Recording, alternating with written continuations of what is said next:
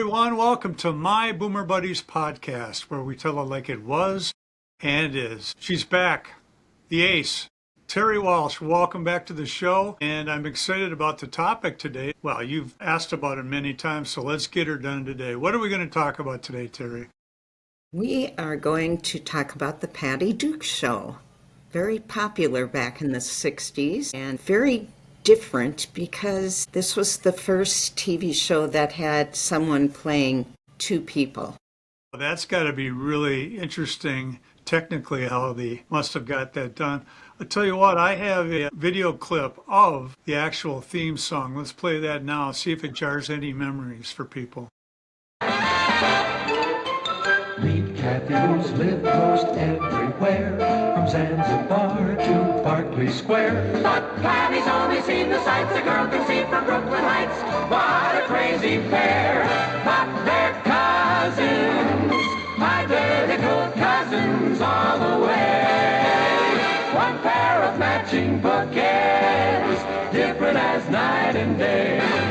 Where Kathy adores a minuet, the ballet russe, and crepe Suzette. Our Patty loves to rock and roll, a hot dog makes her lose control. What a wild duet, still they're cousins, identical cousins, and you find they laugh alike, they walk alike, at times they even talk alike. You can lose your mind when cousins are two of a kind. Boy, that brought back some memories. Yes. You notice in the theme song, they tell the story and they do Kathy first. It starts out, meet Kathy, who's lived most everywhere. So that's kind of interesting. Yeah, Zanzibar. That's where I Yes. first heard that. To Berkeley Square. It's interesting how they did that technically, because obviously at first it was a mirror, and then at the end, the last time when they did this, then Kathy or whoever, Patty on the other side moved, and whoever the double is did something else. So that was kind of a neat trick.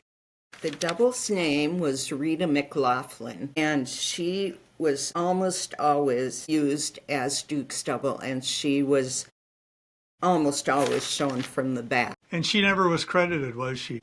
It's interesting because there's some other shows. There was a Star Trek episode where Kirk had a double, and when they'd fight, they'd always show the other Kirk from behind. It's kind of a thing that basically became a little popular, trying to get that done in the 60s. And this was really the first one, wasn't it? As far as I know. It was the first one, and I would like to go back and watch a couple episodes and see if I can tell who's Patty Duke and who's Rita McLaughlin. That would be kind of fun, so I think I'm going to do that. Viewers and listeners, you can go on YouTube and just type in the Patty Duke Show, and some episodes will pop up. The premise of the whole show was that Patty Lane's cousin, who was identical to her, was coming to live with her for high school, and they were going to navigate high school together. Her father was a foreign correspondent, and Patty's father was a managing editor of the New York Daily Chronicle. Who played him? William Shallert played him. Now, when you see him, he is a very familiar face. He's been on so many TV shows and just plays, he's kind of a lovable guy, but he does get a little irritated having a teenage daughter and a teenage niece living with him. Mostly the daughter causes him the frustrations. Yeah, he's a very, very good actor, and like you said, you see him everywhere. Just yesterday, I saw him on the Waltons, or was it the day before? But anyway, yeah, he's around, and that's a credit to him. He was always working something. And I remember when I was very young, 6, 7, when it came out in 63 on ABC. I remember watching it, and I always thought, boy, he's a nice guy. He'd be a cool dad to have. In case we want to trade one in. The creators, Rick, the creators of this show were Sidney Sheldon, which we hear about a lot in comedies back then, and William Asher. When we talked about Bewitched, he was Elizabeth Montgomery's husband. So they were Yes. the creators of this show, and they kind of developed it as a vehicle for Patty Duke because she had won an Academy Award for Best Supporting Actress the previous year for her portrayal of Helen Keller Fabulous. in The Fabulous. Miracle Worker. So if you've never seen that, that would be a good one to look up also. So she wins an Academy Award as a teenager. Great performance. And then she goes and gets her own show, which is very good. Usually Academy Award winners don't go into television, but she has her whole career ahead of her and a great opportunity. And then, of course, she's got to play a challenging role where she's playing two parts in the same scene many times. Which I'm sure was probably, I was going to say, easier than playing Helen Keller, who was blind and deaf. Now she's playing two identical cousins. But I'm sure they're different personalities. She had to remember which one she was playing at the time. And they're so different, too. Yes. And they did swap sometimes if somebody had a date or something, or two dates. Usually Patty, she would talk Kathy into playing her for a night and going out with one of them. Seems like they pretty much always got caught. Oh, yeah. And I always thought it was interesting, even being that young, how can they look exactly alike when they don't have the same mom? Right. The dads Right. were brothers, right? The dads were identical twins. So, yes, so they did the dad on one show, Kenneth. They had him on a couple shows where he was Kathy's father coming to visit. William Shallert got to do his double act as well as Patty Duke. So that must have been a challenge for William Shallert to be able to play two different parts, but it's Yes. the same look. Kathy has the accent because she came from Scotland, so she must have had a Scottish. Okay, gotcha. How about the mom, Patty's mom? Jean Byron played her, and her name was Natalie Lane, and she was a very beautiful, kind of mom-looking person and quite personable. But she also got frustrated with Patty. I'm looking at a picture on my other screen, Terry. She is putting something down at the table, and she's got the early 60s dress on with the little collar and pearls. Very reminiscent of June Cleaver. It's a nice little time capsule. They had set friends, too, that were regulars, but we got to talk about the little brother first. The little brother, Ross Lane, and he was played by Paul O'Keefe. And I think he was in some other things. If you watch an episode, he looks very familiar. Terry, I really don't remember him playing a big part in this series, but I could be wrong. I think probably some of the roles he played were finding out, that they were switching, or just a little brother of two sisters or two teenage girls had to be just crazy. Patty had a boyfriend, right? He had a boyfriend, Richard Harrison. He was played by Eddie Applegate. And I believe when they made a sequel, they had gotten married, and in the sequel, they were now separated. So this was years after, and I just gave it away. Well, of course, that's how shows were made back then. You marry your high school sweetheart, and then by the 70s or 80s, you're divorced or separated, right? He was they kind of played him off as a kind of a big dummy. I mean, he was always wearing his leather sweater, but he was not the brightest bulb, shall we say. I do remember him. Again, viewers and listeners, I was quite young, and I'm recalling the show. My general frame of mind when I think about it is I like the show. And I thought I was intrigued by Patty playing two parts. And it was pretty believable how well they did that. But it's really lightweight stuff. How long did the series last? The series lasted from September of 63 until April of 66. 3 seasons. Yeah, 3 seasons. She was 16 years old. That's incredible. So that's, it's hard enough to be an actress and carry a part when you're that age, but She to carried be- the show. Yeah, she carried the whole show, and she had to be two different people. A lot of times they would show Kathy with her hair flipped under Hmm. and Patty with her hair flipped up, and that was how they changed their look. Very astute of you, Terry. I see pictures here. Yeah. Flip up, flip under. Fashionista you are. And the times were so much simpler than the shows they had on TV. I suppose after 3 years, she was growing up and wanted to move on. Yeah. That's right. Yeah, there were some disagreements with ABC, and so they canceled it. ABC canceled it.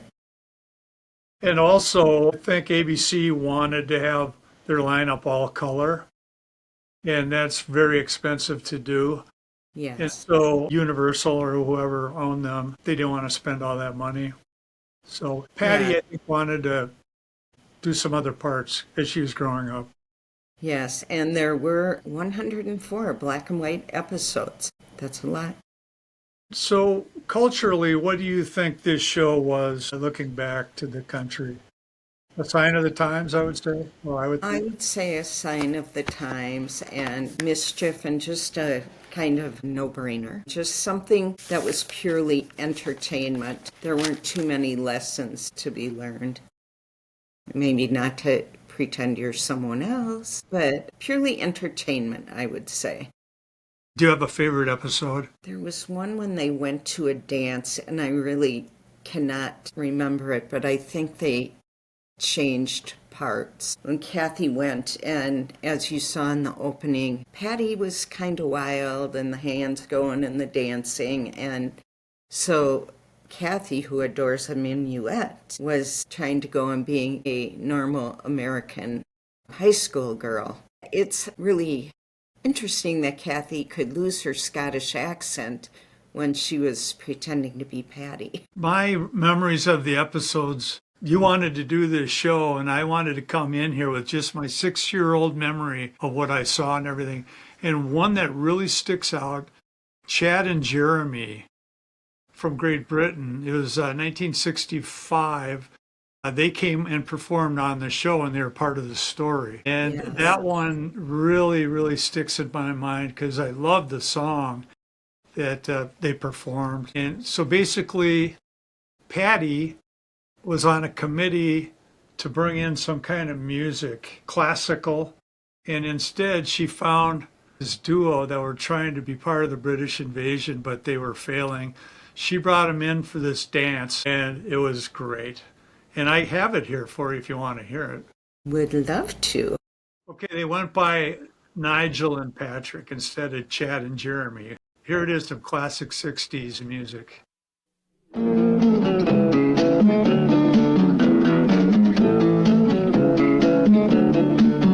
When the rain beats against my window pane, I'll think of summer days again and dream of you.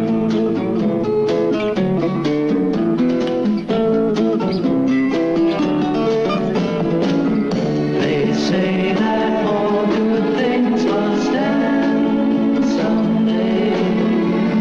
Autumn leaves must fall. Let me stop it here for a second, Terry. I always mixed up Chad and Jeremy with somebody else, another duo from England, Peter and Gordon. Okay. And I remember when I saw this, both of them, the duos, they had hits. And it didn't matter if I wasn't sure who they were then, but I liked both of the duos' music. So this was really nice to see it performed on a TV show. Here it is, and let's get back to it. But don't you know that it hurts me so to say goodbye to you? Wish you didn't have to go. No, no, no, no. When the rain beats against my window pane, I'll think of summer days again. All right, look at the people, look at the styles, the fashions. Yeah. This is 1965. So what's your Yeah. take on this? A lot of sweaters, a lot of sweaters. There's sweaters over the turtleneck, there's sweaters alone, there's cardigans. Even the guys have sweaters over their shirts. That's very observant. Also notice there are no ties. No We're a couple ties. years younger, young adults like this, or teenagers, they would expect to wear something really nice. Tie would be Yeah. part of the dress code. And it's starting to ease away, isn't it? It is. Now, the other thing I notice is there's a lot of girls' foreheads showing because the hair was pulled back, and then the rest of them are just bangs. You don't see any like parted down the middle that hadn't come in yet, or parted on the side. Yeah. And also it's integrated. Yes. You really didn't see much of that, if anything. So this is 1965. Let's get to Chad and Jeremy, Summer Song. And dream of you. And dream of you.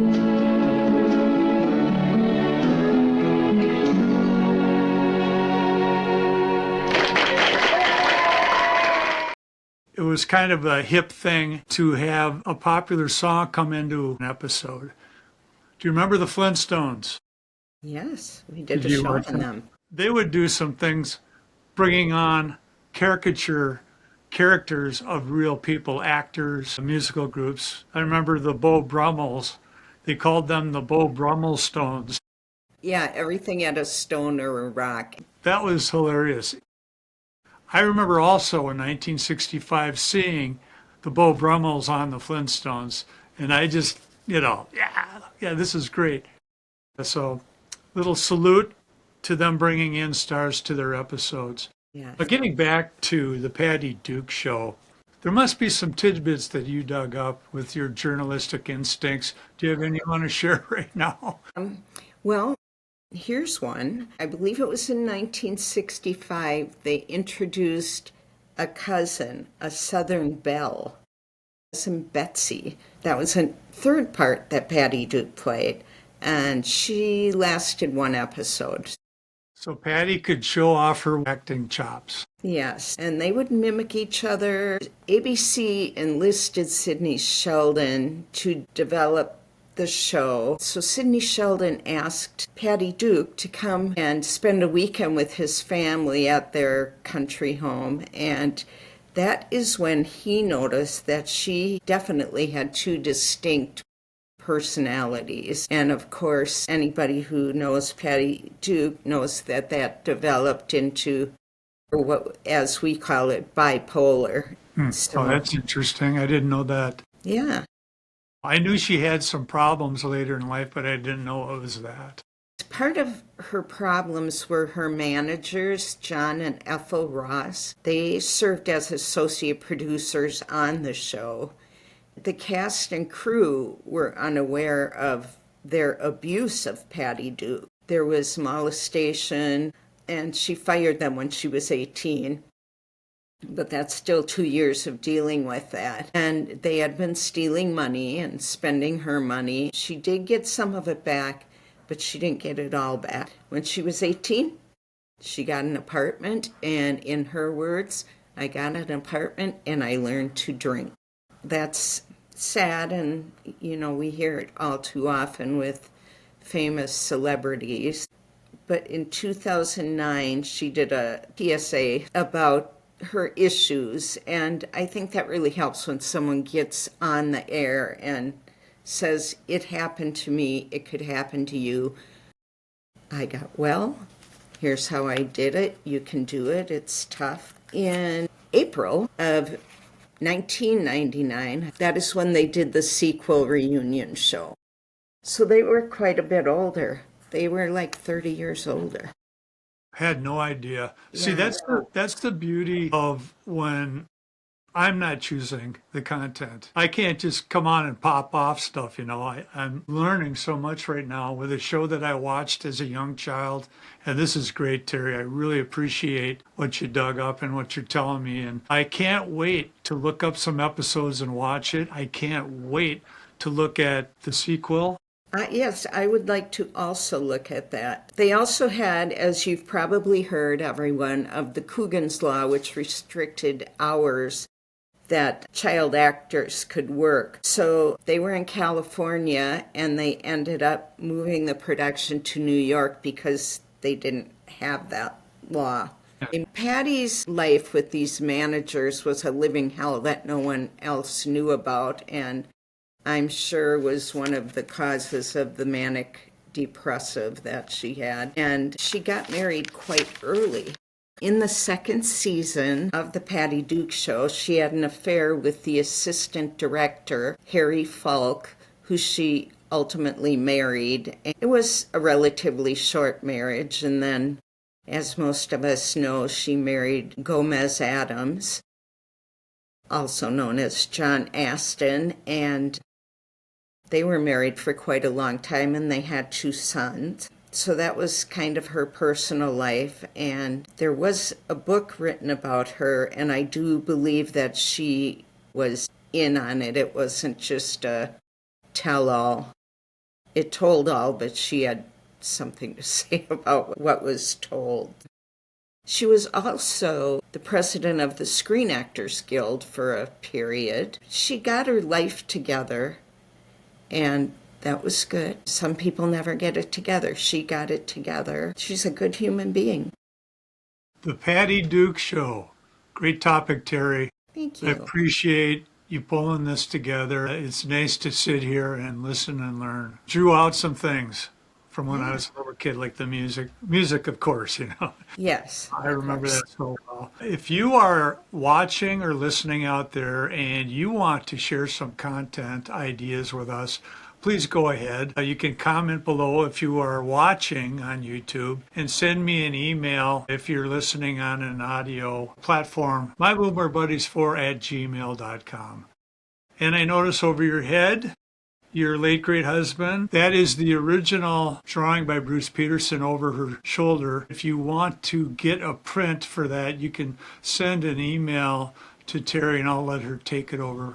They are on sale. If you're interested in it, you can contact me at Stew854, that's STEW, and we'll get you set up with one. Or if you have a Gypsy fan in your family or friends, it's a great Christmas gift, and Bruce Peterson did an absolutely wonderful job of it. Again, that is Stew854 at hotmail.com. Now make sure you get a copy of this. This is the original photo of it, high detail photo, and 1,000 prints were made, and they're numbered and they're signed, and there is a statement of authenticity certificate that goes with it. This is a must-have. Great musician, James Walsh, then and now. If you have a music room, if you have a special place you want to go to, you should get one. You can frame it however you want. That's how we framed it for James when we gave it to him. But yeah, please consider getting that and contact Terry. Yes. And I have one more thing to say. I am glad to see you back and glad to see that you have recovered almost and you're doing well. It's been a while and I missed you. Thank you. I had a fall. And don't get on ladders. Just don't do it, especially when you're a boomer. Terry, thanks for coming on. Terry the Ace Walsh. For my Boomer Buddies podcast, I'm Rick Reed. Until next time, we'll see you around the block.